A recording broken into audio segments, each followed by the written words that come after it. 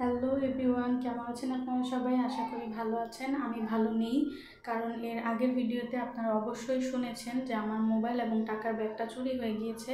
ব্যাগের ভিতর থেকে হাত ঢুকিয়ে একজন মহিলা সেটা চুরি করে নিয়ে গেছে।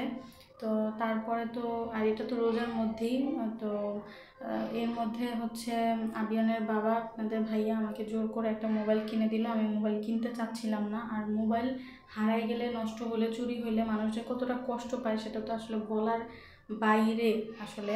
তো আমার আগের মোবাইলটা যখন চুরি হয়েছিল, জিডি করেছিলাম। এই মোবাইলটা চুরি হয়েছে, এটাও জিডি করেছি, কিন্তু কোনো লাভ হয় নাই। পিবিআইয়ের কাছেও আমার কাগজ জমা দিয়ে আসা হয়েছে, সেখানে এখন পর্যন্ত কোনো সংবাদ পেলাম না। আর এই মোবাইলটা যে কিনলাম, এটা আপনারা দেখতে পাচ্ছেন, খুবই সুন্দর একটা মোবাইল, স্যামসাং ব্র্যান্ড।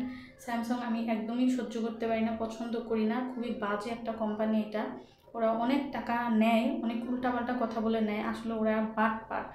তো আমার সামর্থ্য থাকলে আমি অবশ্যই এটা ফেলে দিতাম, অন্য একটা মোবাইল কিনে নিতাম, কিন্তু সম্ভব হচ্ছে না। এই মোবাইলে পদে পদে সমস্যা, পদে পদে সমস্যা এই মোবাইলের আপনার প্লিজ এই মোবাইল কেউ কিনবেন না, স্যামসাং ব্র্যান্ডের ধারে কাছেও যাবেন না। যদি কিনতে পারেন বড় অ্যামাউন্টের তখন কিনবেন।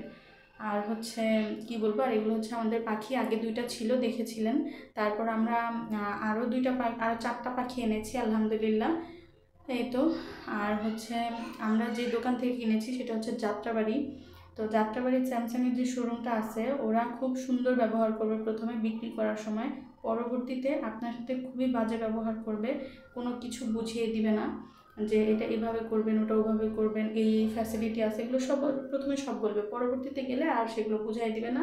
রোজা রাখার পরে, ইফতার করার পরে আমরা গিয়েছিলাম, আমাদেরকে তারা রাত 10:30 পর্যন্ত বসায় রেখেছে, কিন্তু তারা শুধু মোবাইল বিক্রি করে, এই করে সেই করে, নানান কাহিনী করে, ঘোরাফেরা করে, কিন্তু আমার মোবাইলের সেটিংসগুলো তারা করে দেয় নাই। এত অসভ্য এবং বেয়াদব তারা।